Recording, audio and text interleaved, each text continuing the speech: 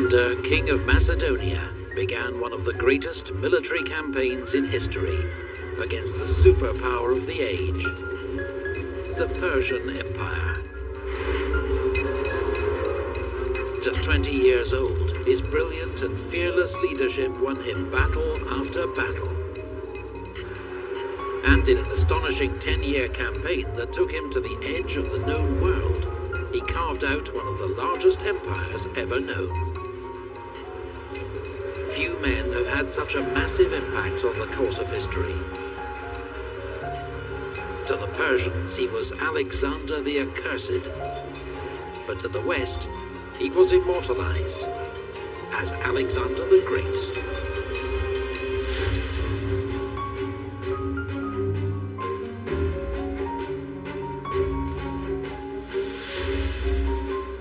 Ancient Greece. From around 500 BC, this rugged land was the scene of remarkable developments in art, philosophy, and warfare.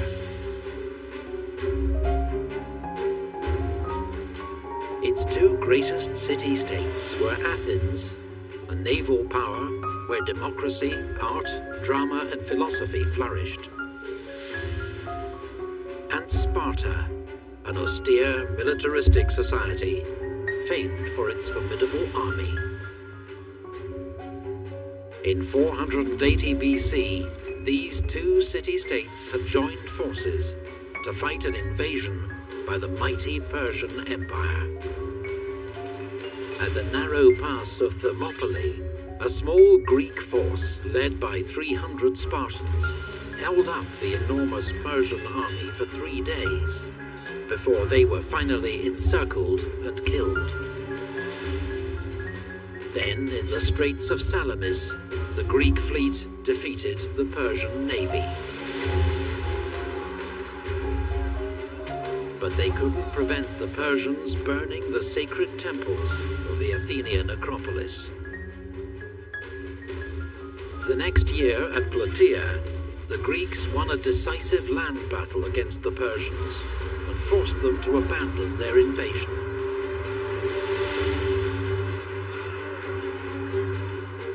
The next 50 years were the golden age of classical Greece. But rising tension between Athens and Sparta and their allies eventually led to war, dragging the Greek world into decades of destructive fighting. Wars between the Greek city-states continued for almost a century, leaving them exhausted and vulnerable to a new rising power to the north. For centuries, sophisticated Greeks had viewed the mountainous kingdom of Macedonia as a backwater, Hicksville, barely Greek at all.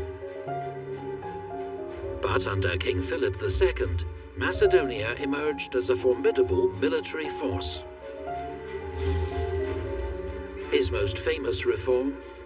The introduction of the sarissa, an 18-foot pike, twice the length of a normal Greek spear, and wielded by trained infantry fighting in close formation, known as a phalanx.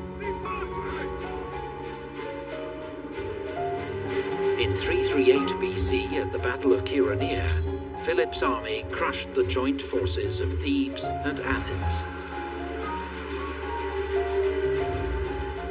Through alliance and conquest, Philip had already gained control over most of his neighbors.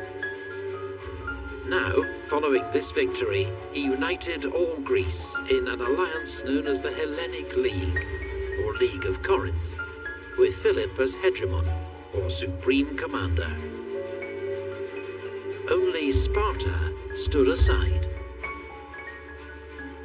Philip began to plan a great campaign, a pan-Hellenic or all-Greek war against the Persian Empire. Their old foe was now an ailing superpower, its great riches ripe for the taking. But on the eve of launching his war, Philip was assassinated by his own bodyguard, victim of Macedonia's brutal court rivalries. He was succeeded by his 20-year-old son, Alexander, brilliant, restless, tutored by the great philosopher Aristotle, and already an experienced military commander. Alexander inherited his father's grand plan to invade Persia, but first he had to secure his own position as king. At home, he had potential rivals executed, then crushed rebellions in Illyria, Thessaly, and central Greece. He made a special example of Thebes, completely destroying the ancient city and selling its people into slavery. In the spring of 334 BC, now ready to launch his war against the Persian Empire, Alexander led his army across the Hellespont into Asia Minor. It was the start of one of the greatest military campaigns in history.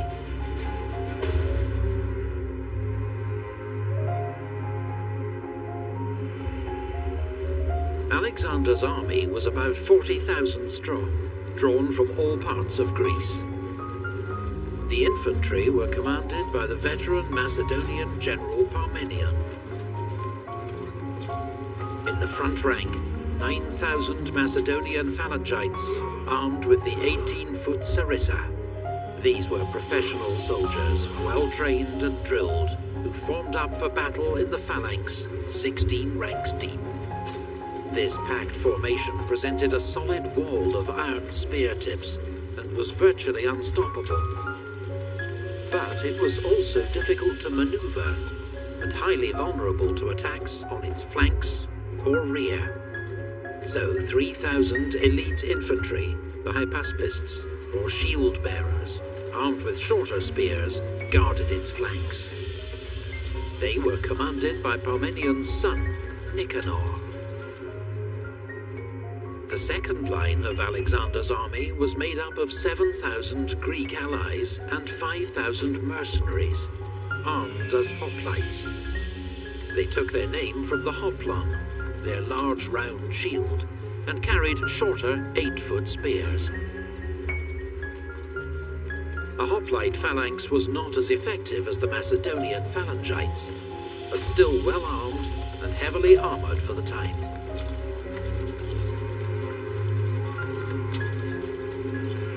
The Agrianes were the army's elite skirmishers, expert javelin throwers from what's now southern Bulgaria.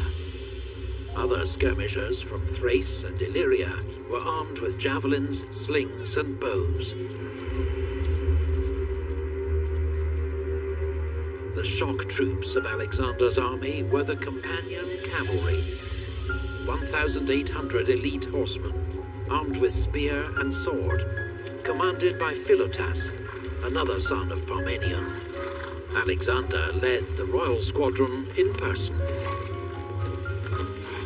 There were also 1,800 cavalry from Thessaly, commanded by Callas, 600 from other parts of Greece, led by Erigyeus, and 900 mounted scouts from Thrace and Paeonia, under Cassander.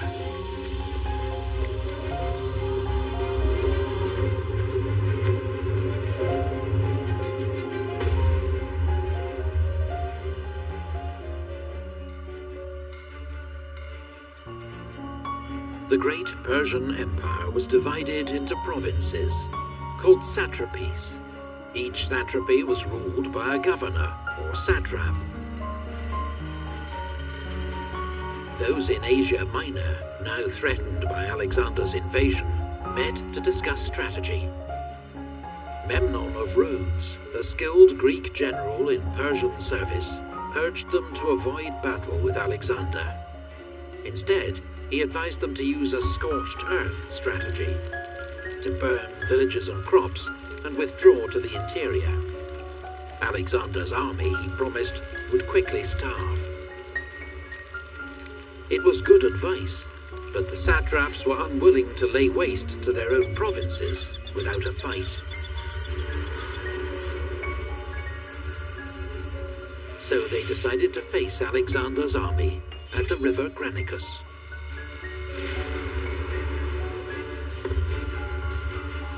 The Persian army formed up behind the river, which was shallow but 60 feet wide with steep banks. Their front line was a wall of cavalry, about 10,000 horsemen from across the empire. The Medes and Hyrcanians from modern Iran, Bactrians from Afghanistan, and Paphlagonians from Turkey's Black Sea coast. Behind, in reserve, were the infantry, several thousand Greek mercenaries, a common sight in Persian armies at this time. These men fought for Persian gold and were armed with the round shield and short spear of hoplites. The Persians may have been unsure if they could trust these men in combat against fellow Greeks, and so placed them at the rear. Alexander, determined to attack and destroy this Persian force before it could retreat, raced to the Granicus with his best troops. On his left wing he posted Thessalian, Greek and Thracian cavalry under Parmenian's command.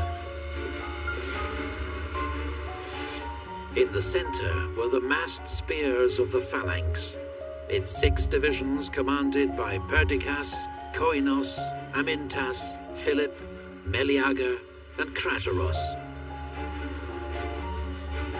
On the right, Alexander himself with the companion cavalry under Philotas, as well as the elite hypaspists, the Agrianes javelin throwers, and the archers. Alexander, with 13,000 infantry and 5,000 cavalry in all, was probably slightly outnumbered.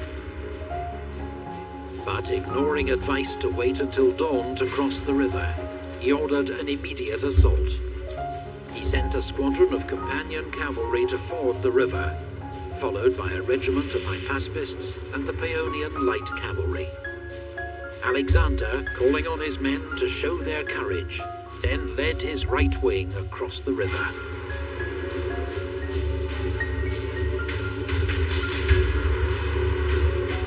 As they reached the middle of the river, the Greeks came under a hail of javelins, darts and arrows from the Persian line. Those that made it to the far bank were immediately charged by the Persian cavalry.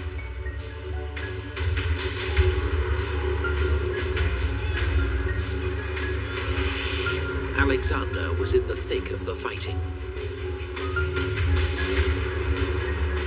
He attacked where the whole mass of their cavalry and leaders were stationed.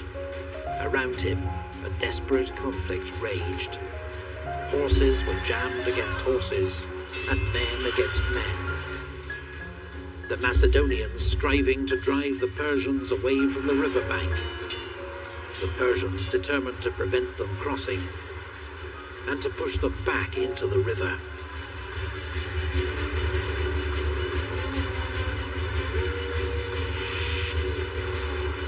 Alexander's attack seemed reckless, but he was buying time for the rest of his army to cross the river, including the irresistible Macedonian phalanx. Then, suddenly, Alexander was fighting for his life, charged by 2 Persian nobles. Roesaces rode up to Alexander and struck him on the head with his sword, breaking off a piece of his helmet. But the helmet broke the force of the blow, and Alexander struck him down with his lance. Then, from behind, Mithridates raised his sword against the king, but Black Clitus, son of Dropidas, anticipated his blow, struck his arm, and cut it off, sword and all.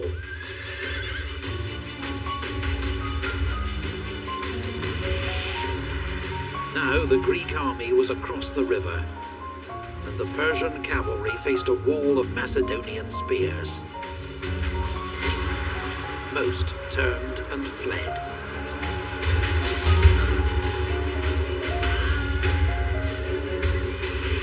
The speed and shock of Alexander's attack meant Persia's Greek mercenaries hadn't even had time to join the battle. Alexander, in a blood rage, or possibly regarding these Greeks as traitors, ignored their appeals for mercy. The mercenaries were surrounded on all sides and massacred.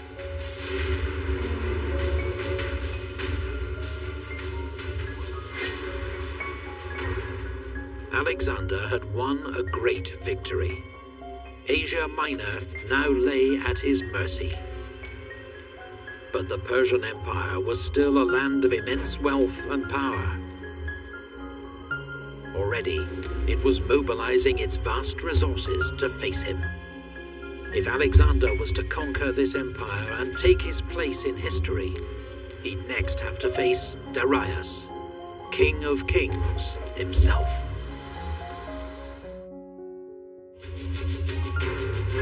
Now, as Alexander approached Sardis, capital of the Persian province of Lydia, its commander surrendered without a fight. But before Alexander could advance further, he needed to neutralize Persian naval power. Persia had a powerful fleet with major naval bases around the eastern Mediterranean that could potentially cut his lines of communication back to Greece.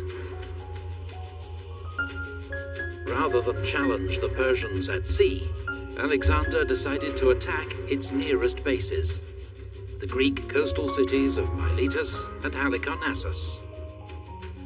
Both put up determined resistance, but were taken by winter. The following spring of 333 BC, Alexander continued his advance into Lycia and Phrygia. At Gordium, he was shown the legendary Gordian knot. A prophecy said that whoever could unpick it would rule all Asia.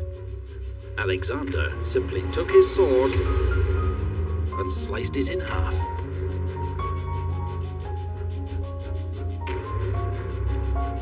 Meanwhile, Memnon of Rhodes, a skilled Greek general in Persian service, led Persian warships into the Aegean and captured the islands of Chios and Lesbos. But after Memnon's sudden death from illness, the offensive was abandoned.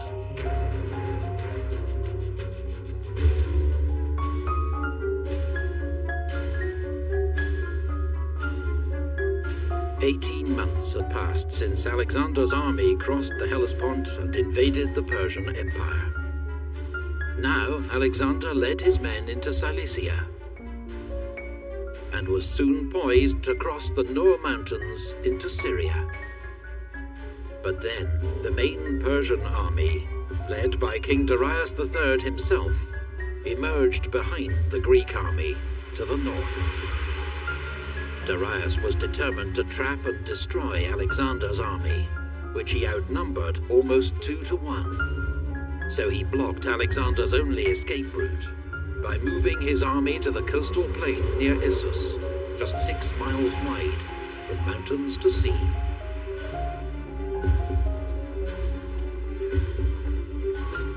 The narrow battlefield would force Alexander to fight, but it also prevented Darius exploiting his huge numerical advantage. His army, by some estimates, was up to 100,000 strong, and contained some of the finest soldiers in his vast empire, including 10,000 of his own household troops, known as the Immortals. His best cavalry were massed on his right towards the sea, where the ground was better for horses. His best infantry, his Greek mercenary hoplites, formed the center. Persian infantry formed his left wing. Alexander deployed his own army for battle, once again entrusting his left wing, nearest the sea, to Parmenion, with the Greek cavalry and infantry. In the center, as always, was the Macedonian phalanx. Alexander positioned himself and his best troops on the right wing toward the mountain slopes. His elite Agriane javelin throwers, his archers, and behind them the Hypaspists and the companion cavalry. When Alexander saw the strength of the Persian cavalry facing Parmenion on the left, he moved across his Thessalian cavalry to reinforce him. Despite his overwhelming numbers, Darius held his position behind a small river, the Pinarus, and waited for Alexander to attack. He didn't have to wait long. Alexander called out to his men, urging them to fight bravely, picking out some by name. Then, at the head of his army's right wing, he charged.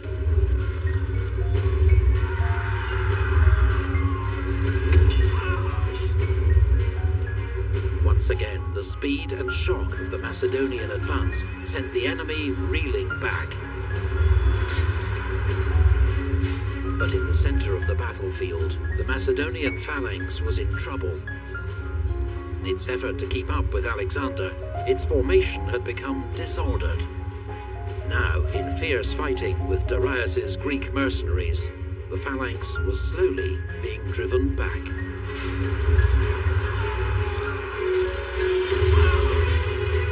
Alexander, seeing the danger, regrouped and led the companions in a headlong charge straight at the Persian center.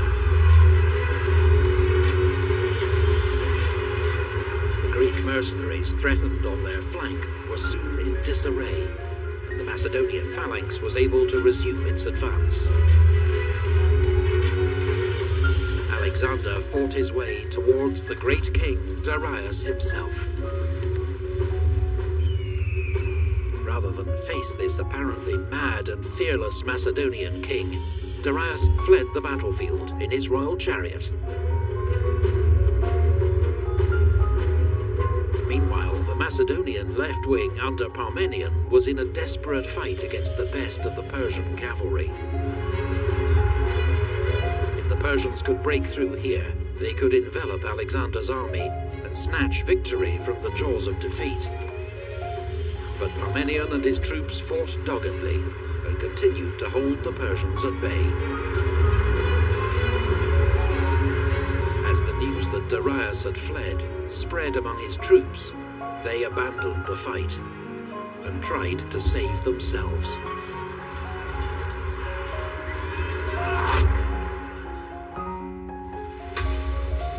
The battle turned into a massacre. Ptolemy, one of the Macedonian commanders, told Alexander there were so many Persian dead, his men had used them to fill a deep ravine so they could cross over it.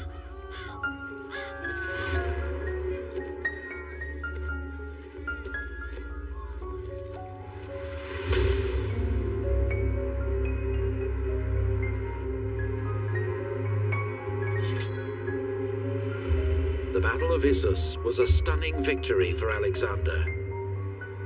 And amongst the spoils of victory were Darius's wife, mother, and 3 children, all taken alive and well treated by Alexander. With the Persian field army in retreat, Alexander now turned to subduing the western territories of the Persian Empire. The next year, 332, the coastal cities of Phoenicia submitted to Alexander, ending Persian naval power in the Mediterranean. But the island city of Tyre resisted. Tyre's defenders fought bravely and skillfully, even when Alexander began building a causeway to the island, protected by 2 giant siege towers, which they counterattacked with fire ships. But after 7 months, the city walls were breached and Tyre fell. Most of its citizens were killed or enslaved. Gaza, too, was taken by siege. Alexander continued to Pelusium on the Nile Delta, where the Persian governor of Egypt surrendered the entire province to Alexander, along with the royal treasury.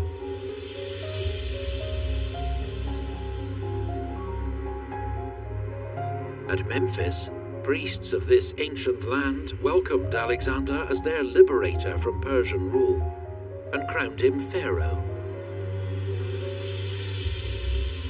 At the mouth of the Nile, he founded a new city, Alexandria.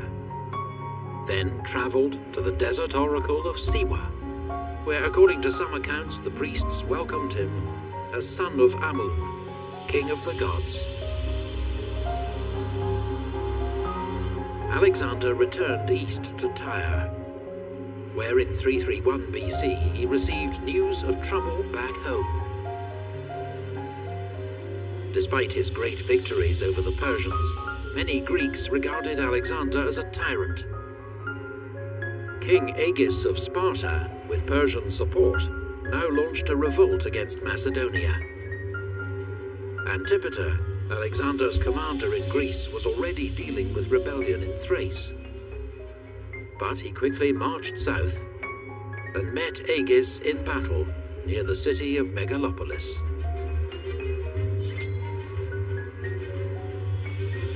Even the legendary Spartans were now no match for Macedonian military power.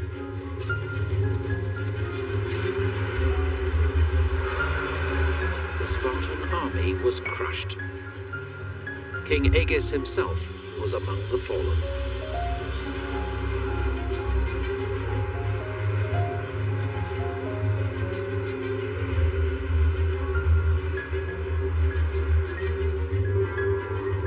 With his base in Greece secure once more, Alexander advanced towards the Persian heartlands, seeking a final showdown with Darius. He received a letter from the Persian king offering him a fortune in gold, his daughter in marriage, and half his empire in exchange for peace.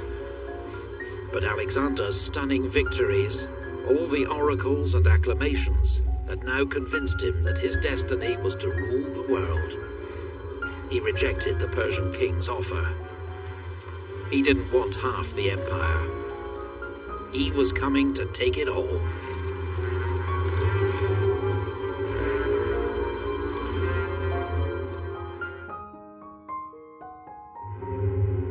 In 334 BC, Alexander, 21-year-old ruler of the small Greek kingdom of Macedonia, led an invasion of the vast Persian Empire.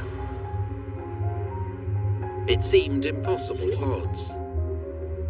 But thanks to Greek military dominance and Alexander's fearless leadership, he won two great battles against the Persians, at the river Granicus and at Issus.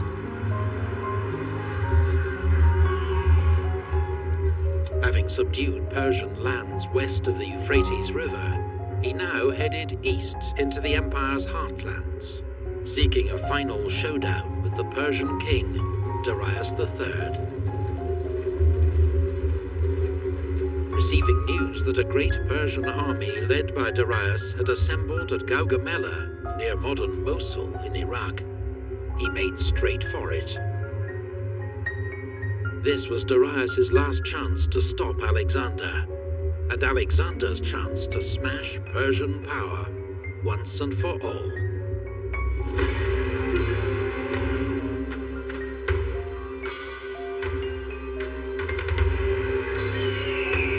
Darius had chosen to fight on open ground, where his advantage in numbers would be more telling. His soldiers had also worked hard to clear and flatten the terrain to make it suitable for Persian war chariots. By modern estimates, the Persian army was between 50 and 80,000 strong, and made up of contingents from across the empire. Infantry from Syria and Babylonia, cavalry from Armenia, India, and Central Asia, up to 200 scythed chariots, even a handful of war elephants. Alexander's army was smaller and may have been outnumbered by as much as 2 to 1. He deployed his units in their usual formation. On the left flank, Thracian and Thessalian cavalry, commanded by Parmenion. In the center, the Macedonian veterans of the phalanx, each armed with their 18-foot sarissa pike. On the the right flank, Alexander with his elite cavalry, the companions, and his best infantry, the hypaspists. These were the units with which Alexander planned to launch his main attack. Greek hoplites formed a second line and supported both wings, which were angled back to guard against encirclement by the Persians.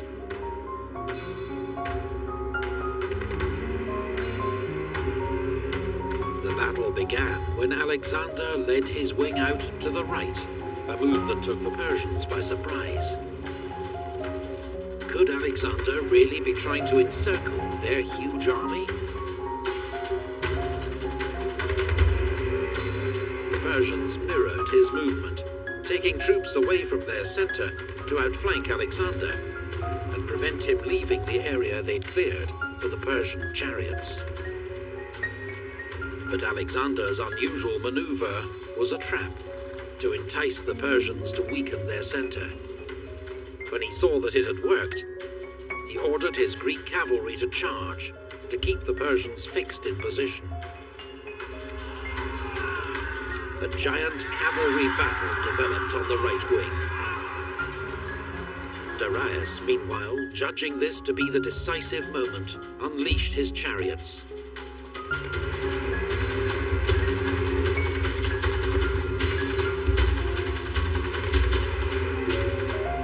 But expert Agrianes javelin throwers took out horses and crews, while the Greek infantry opened lanes, allowing the chariots to pass harmlessly through.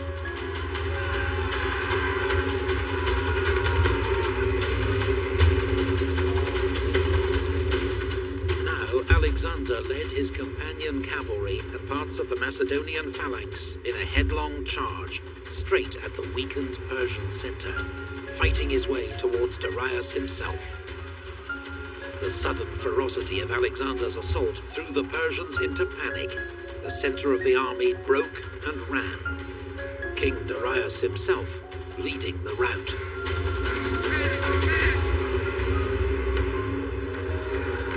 But Alexander's left wing was in serious trouble. Parmenion, facing a huge onslaught by Persian cavalry, was virtually surrounded. Indian and Scythian horsemen had even ridden through a gap in the Greek line. But rather than wheeling and attacking the Greeks from behind, they'd carried straight on to loot their camp.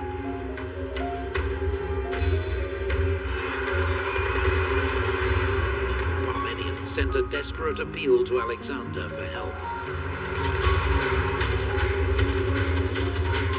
The king abandoned his pursuit of Darius, regrouped, and charged the Persian right wing.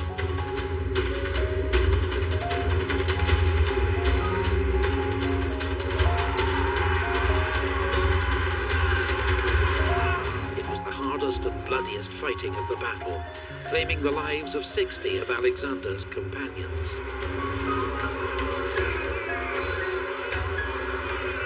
Finally, as news of Darius's flight spread across the battlefield, the last Persian horseman turned and fled.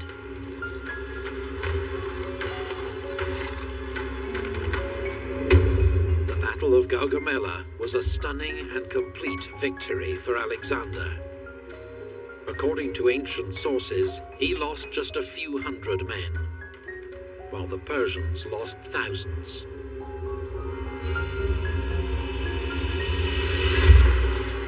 Alexander had routed Darius's great army, and now the road to Babylon, the empire's main capital, lay open.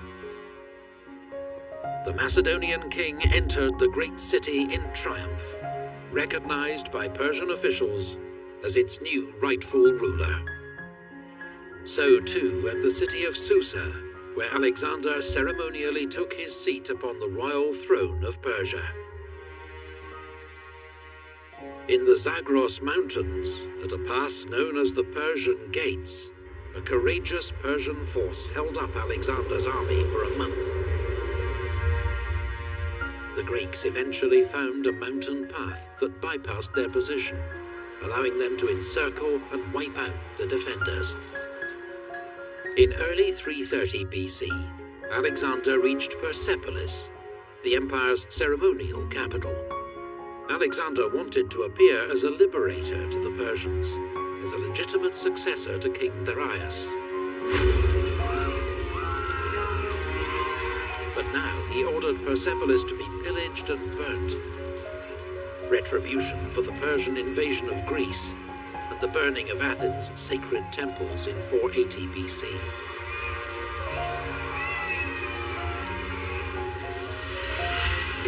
Alexander now headed north into Media, where Darius had taken refuge in the royal city of Ecbatana. Alexander was determined to capture Darius, but the fugitive king fled east in the hope of raising a new army in the provinces of Parthia, Bactria, and Sogdia. It was not to be. As Alexander closed in, the Persian king was murdered by one of his own governors, Bessus, who then proclaimed himself the empire's new ruler.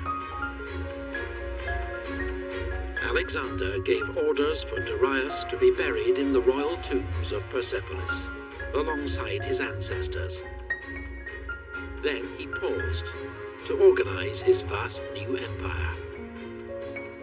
Alexander appointed viceroys to rule the provinces on his behalf, keeping several Persians who had sworn loyalty in their posts.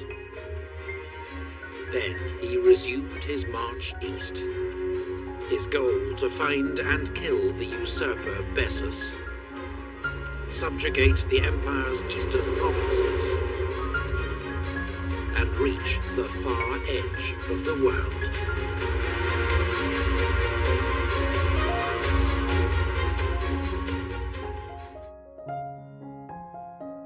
In 330 BC, Alexander continued his march east.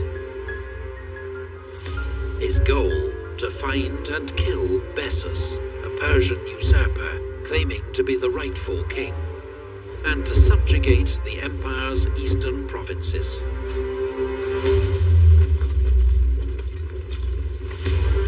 Alexander headed first for Aria, today part of Afghanistan, where the Persian governor Satibarzanes had launched a revolt after initially pretending to submit to Alexander. The rebellion was crushed and Satibarzanes killed in single combat by a Greek cavalry officer. Nearby, Alexander founded the city of Alexandria Ariana, modern Herat, one of around a dozen cities that Alexander would eventually found, almost all bearing his name. Alexander marched on to Frada.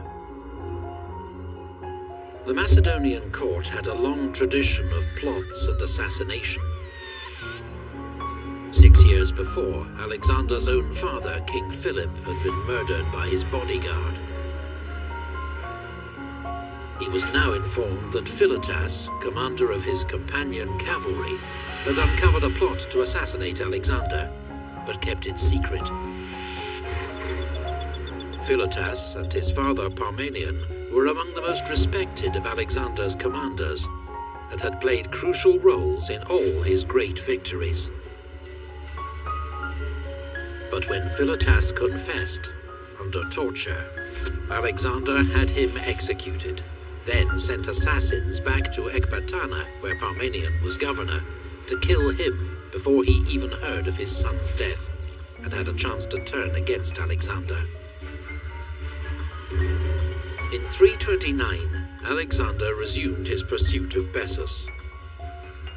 En route, he founded the city of Alexandria Arachosia, modern Kandahar in southern Afghanistan. As he reached Kunduz, Bessus was betrayed by his own men and handed over in chains. Alexander sent him back to Persia for execution as a kingslayer. Alexander pushed on into modern Tajikistan, where the Sogdians rose up against him. He had to fight off attacks by local tribes and take several towns by assault.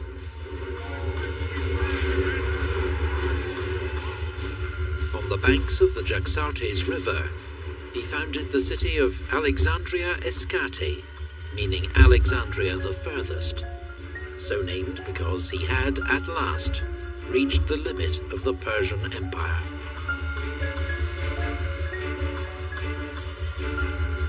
This frontier was frequently raided by nomads, known to the Greeks as Scythians. Alexander lured them into a decisive battle near the Jaxartes.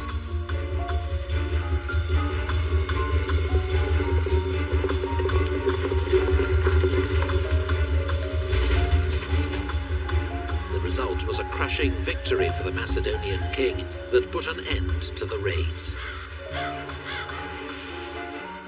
But fighting against Bactrian and Sogdian tribes continued, frustrating Alexander and tying him down in a difficult guerrilla war.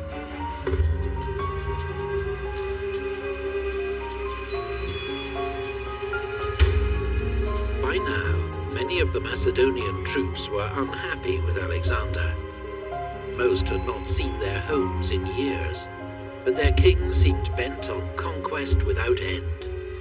What was worse, he'd begun to adopt the rituals and dress of their defeated Persian enemy, customs they viewed as effeminate and decadent.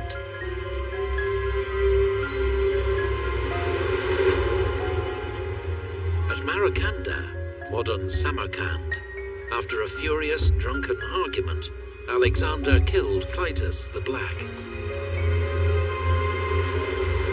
Clytus had been one of Alexander's best generals, and the man who'd saved his life at the Battle of the Granicus. Alexander was full of remorse, but his growing arrogance was alienating more and more old comrades. When he tried to make his countrymen perform the traditional Persian ritual of proskynesis, prostrating themselves before the king, he crossed a line. To Greeks, this was blasphemy. Only a god was worthy of such respect, and Alexander was forced to back down. In Bactria, another plot to assassinate Alexander was uncovered. This time the ringleader was a royal page, one of the sons of Macedonian nobility who attended the king. Hermolaus had become murderously bitter towards Alexander over a perceived injustice.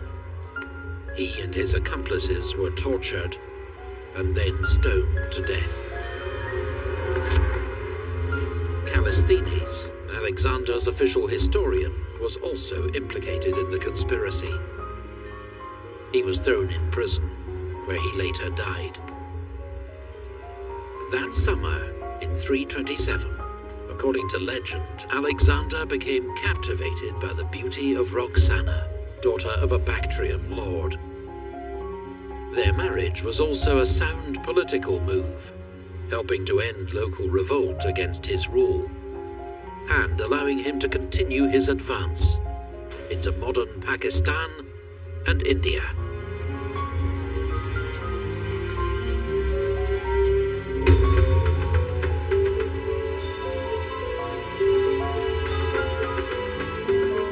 Alexander now prepared to subdue the Persian Empire's most eastern provinces, which had yet to recognize his kingship. To do so, he would first have to cross the Hindu Kush mountains and reach the Indus River Valley.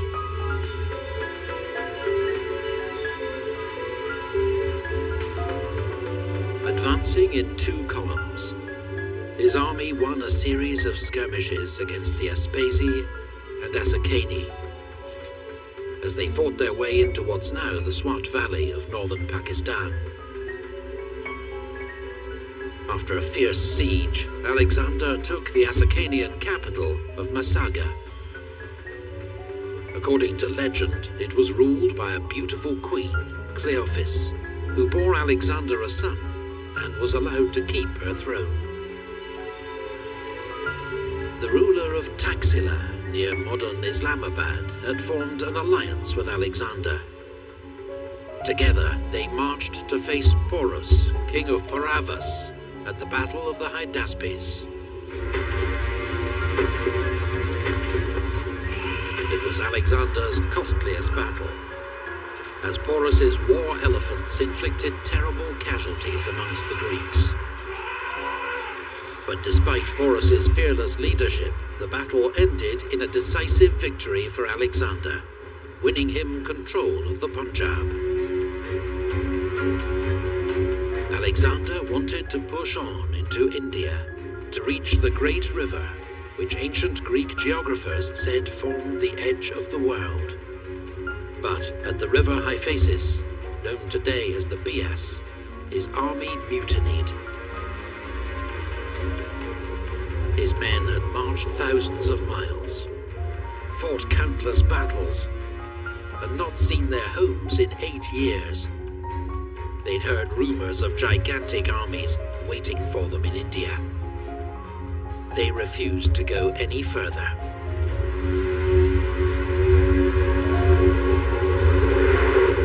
Alexander was furious, but had to turn the army around.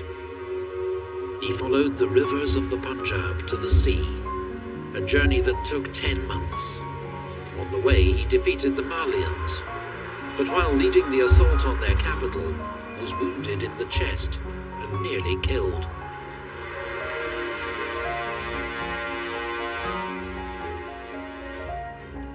On reaching the coast, part of the army under Nearchus boarded ships and returned to Persia by sea, sailing through the Straits of Hormuz and entering the Persian Gulf. It was one of the great ancient voyages of exploration, as these waters had been previously unknown to Greeks. Meanwhile, Alexander led the rest of the army back by land through the Gedrosian Desert, today in southern Pakistan.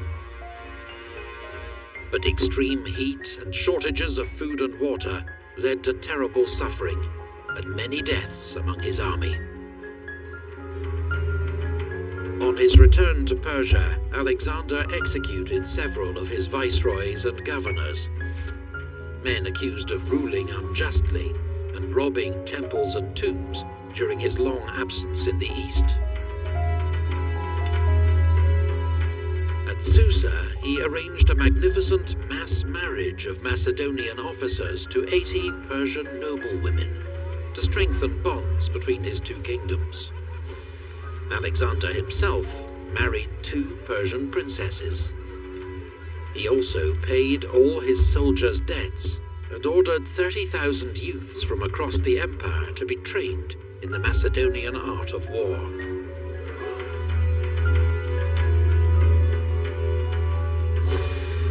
But at Opis, his Macedonian troops mutinied. They were offended by Alexander's apparent preference for Persian advisors and Persian ways.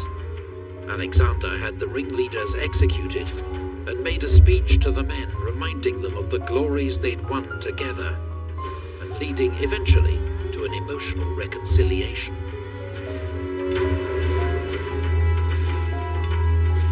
At Ecbatana, Alexander's closest and most trusted friend, Hephaestion, died of fever. The king was grief-stricken, went days without eating, and ordered a period of public mourning across the empire.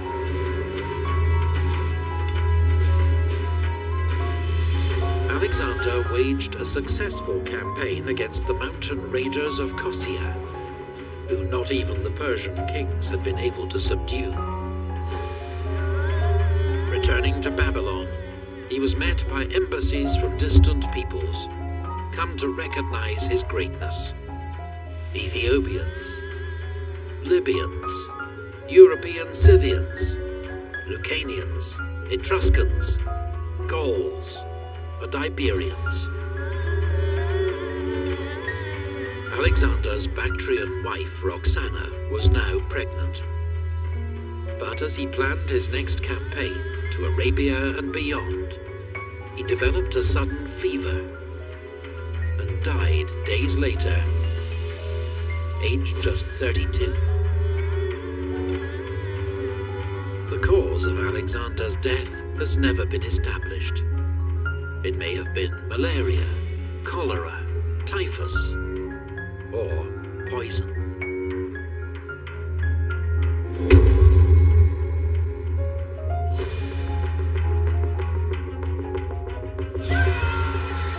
Alexander died undefeated in battle. His reputation as a brilliant, fearless, and daring military commander remains undimmed. His decade-long campaign created one of the largest empires ever known, stretching from Greece to Pakistan. But it was vast and unstable, held together only by his own brilliance and name. Alexander left no plans for his succession, and his generals soon began fighting among themselves to carve out their own empires. In the Wars of the Successors, Alexander's widow Roxana and his young son were murdered. His own gold sarcophagus, en route to Macedonia for burial, was hijacked and ended up in Alexandria in Egypt. Today, its location remains one of the world's great unsolved mysteries. Few men have ever had such an impact on the course of history as Alexander the Great.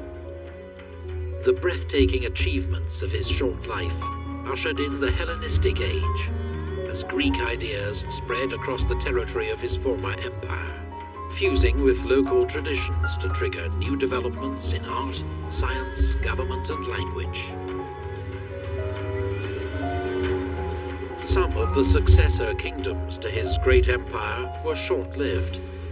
Others endured for centuries. But all, in turn, would fall to new forces. And in the West, to the rising power of Rome.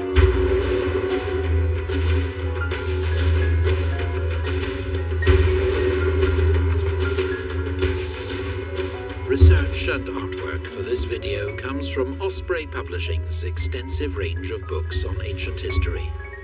Every Osprey book examines a particular battle, campaign, or combat unit in authoritative, meticulous detail. And with more than 3,000 titles, they cover everything from ancient warfare to modern conflict. Visit their website to see their online catalogue. Thank you to all the Patreon supporters who made this video possible, and to the channel Invicta. Find out more about key moments from the past in their Moments in History series.